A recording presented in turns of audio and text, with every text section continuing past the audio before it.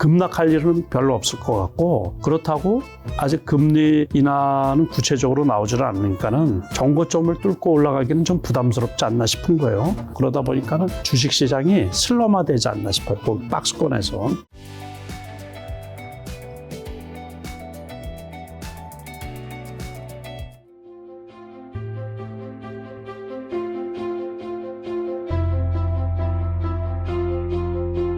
곧 있으면 5월입니다. 5월이죠. 4월 거의 다 끝났죠. 아, 증시, 한국, 미국 증시 한번 점검부터 해주신다면. 요 그래프가 지금 미국의 나스닥이거든요. 네. 나스닥이 그 연초에 특히 이제 엔비디아가 AI 미친 듯이 올랐었죠. 그래서 970불까지 가다가 요거는 엔비디아 그래프는 아니고 나스닥 그래프인데 요때 그 엔비디아가 760불까지 떨어진 거예요. 맞습니다. 960불에서. 그러니까 200불 떨어졌으니까는 고점 대비 20% 넘게 떨어진 거죠. 그러다가 이제 다시 이렇게 반등을 해가지고 우리 코스피도 역시 요거는 미국의 나스닥인데 나스닥이 이제 16,500포인트대까지 갔다가 여기까지 떨어졌던 거죠. 15,000포인트 초반까지. 네. 그러니까 지수로 따지면 1,200포인트, 300포인트 엄청 많이 떨어졌는데 그래도 이틀 세게 이제 반등을 한 거예요. 이틀 세게. 그렇죠. 앞으로 조금 지켜봐야지 되죠. 여기에서 떨어지게 된 가장 큰 배경은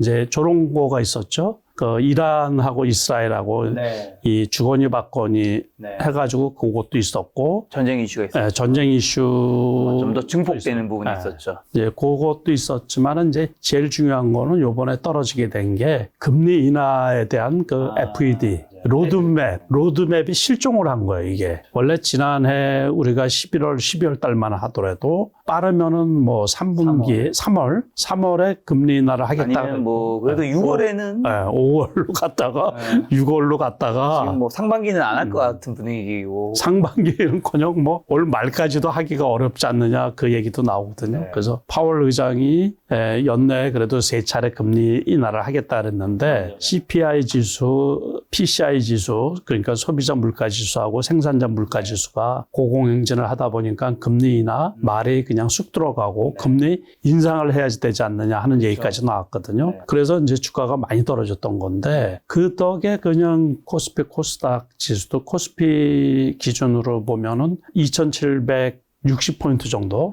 거기까지 올라갔었거든요. 그러다가 그냥 또 급락을 했던 거죠. 같이. 그래서 그 코스피 지수를 잠깐 보면 2,779 장중에는 그러고서 보통 이제 2,760포인트대 이렇게 쭉 있다가 그냥 급락을 했던 거죠. 여기 급락을 해가지고 2,650포인트대까지 장중에 제가 2,600 이하에서는 사도 된다 그랬는데 장중에 2,650포인트대까지 급락했다가 그래도 꽤 많이 이렇게 올라왔죠. 그래도 고점 대비 한 100포인트 정도 지금 떨어져 있는 그런 상태에 머물러 있는 거죠.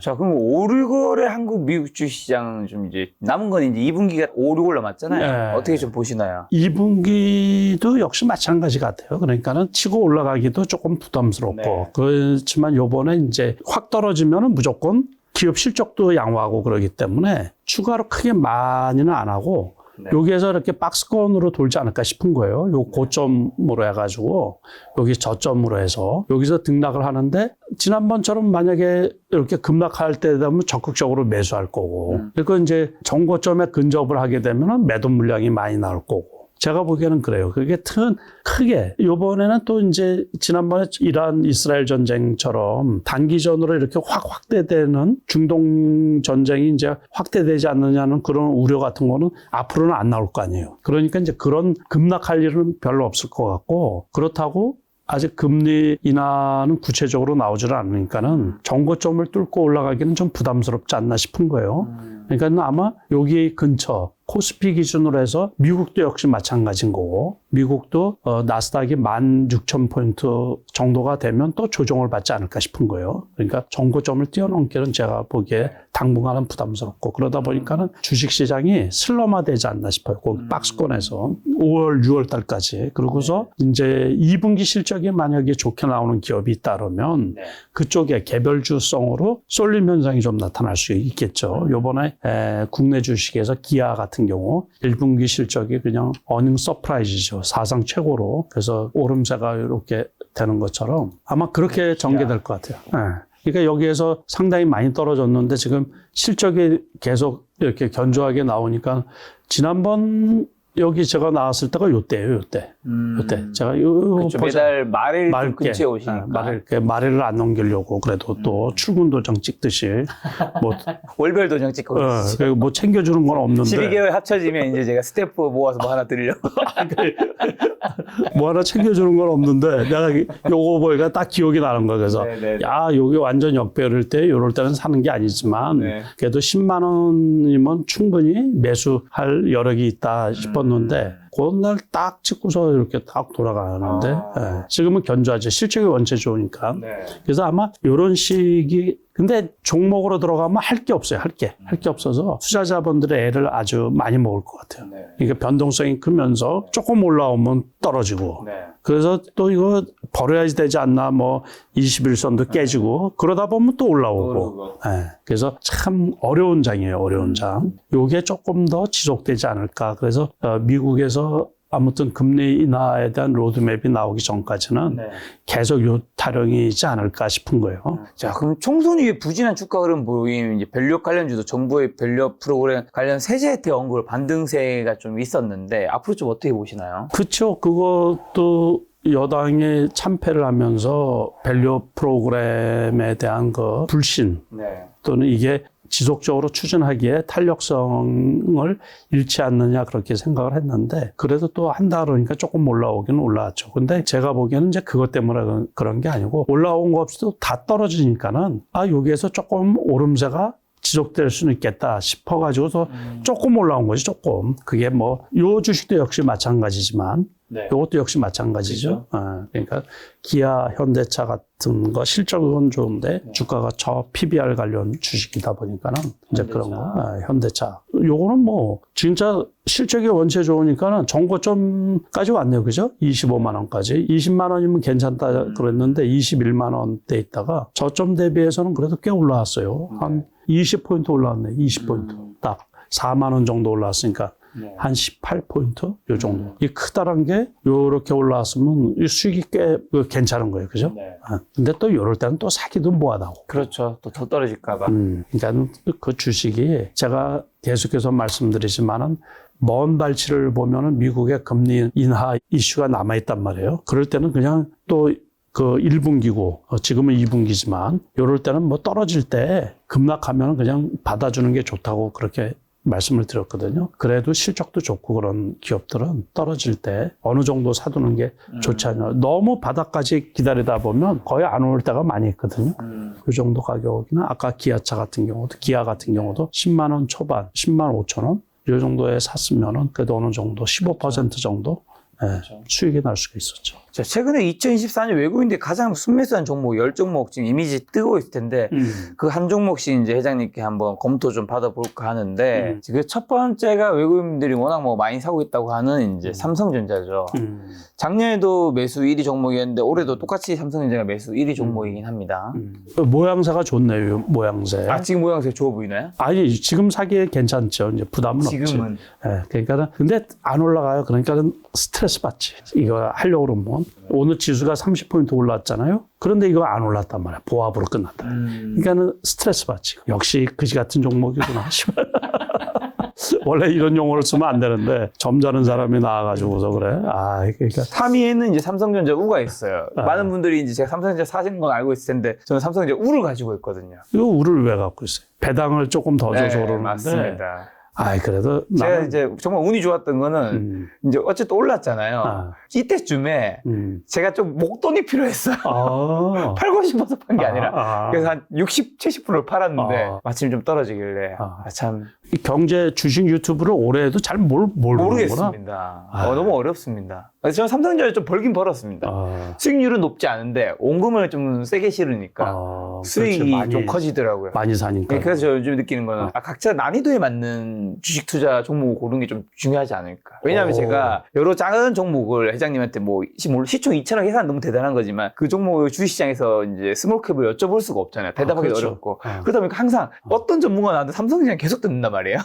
어느 순간 듣다 보니까 삼성전자 좀 알 것 같은 느낌? 괜찮죠. 원래 요거는 이제 우선주고 본주를 우리가 여기에서 올라간 거는 결국에 HBM 관련해가지고 지금 이제 그 납품 테스팅 중이거든요. 그래서 이제 뜬 거고, 그거 하나에 더 붙이면은 전 세계에서 어떻게 보면 반도체 기업 주식 중에서 제일 싸다고 그렇게 생각할 수가 있거든요. 그러니까는 원화가 약세면서 달러가 강세다 보니까는 삼성전자가 달러 기준으로 해서 보면 삼성전자가 엄청 싼 주식이에요. 그러다 보니까 외국인들이 여기에서 이제 폭발적인 매수세가 들어온 거 꾸준히 이렇게 이럴 때 뭐 우리 국내 몇 년간 물린 개미 투자자들 있잖아요.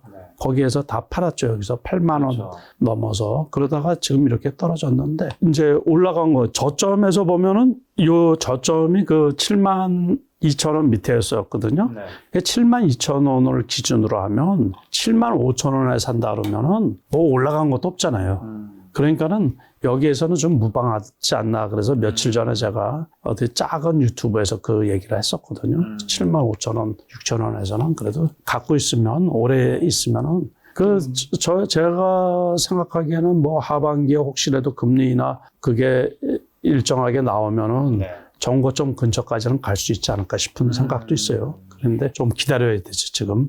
5월, 6월 달에 제가 뭐라 그랬어요? 박스권이고 크게 뭐 메리트가 없을 것 같으면 이것도 좀 그렇지 않을까 싶은 거예요. 그러니까 사기는 사도 괜찮은데 수익 내기가 참 이제 그러니까 돈 다시 생기면 요럴 때 사세요, 요럴 때. 자, 그러면 하이닉스는요? 하이닉스는 상대적으로 여기는 이제 엔비디아에 납품을 하고 있잖아요. 그러면서 그 수혜를 많이 받아서 그때 신고가를 쳤던 거고, 그래서 이것도 엔비디아가 회복이 되면서 조금 반등을 한 거예요, 반등을 했는데, 엔비디아가 뭐라 그랬어요? 970달러까지 있던 게 고점이, 장중 고점이거든요. 그게 이제 요번에 760불 때까지 떨어지다 보니까 놀라가지고, 지금 800불은 넘었는데, 아직 그 본격적인 회복이라고 하기는 좀 그렇고, 그러니까는 이게 회복이 조금 작네요. 오늘도 지난주 금요일 날에 미국장이 크게 올라서 끝났는데, 이것도 시초가가 이제 고점 비슷하죠. 그리고 종가에는 오히려 1,900원이 내렸는데, 이것도 뭐, 요 가격대 21선 지지하고서는 괜찮지 않을까 싶은 거예요. 자, 그리고 아까 전에 현대차, 기아는 이제 코멘트 해주셔서 삼성물산이 지금 5번째로 많이 산 종목이네요. 외국인이. 이거는 이제 밸류업 뭐 그런 것도 있고 그런데다가 지주회사니까는 삼성그룹에 그러니까는 외국인들이 가치 투자를 하다 보면은 이런 거 뭐 배당도 많이 주고 그러니까는 뭐 좋지 않을까 싶은 거예요. 그러니까 그래서 사지 않았나 싶은 거예요. 밸류업 하면 또 금융주가 빠질 수 없겠죠. KB금융. 그래서 KB금융 많이 올랐네요, 다시. 그렇죠. KB금융이 역시 대표적으로 KB금융이 아마 회장 덕에 배당도 많이 하고 정책을 피는 걸로 알고 있거든요.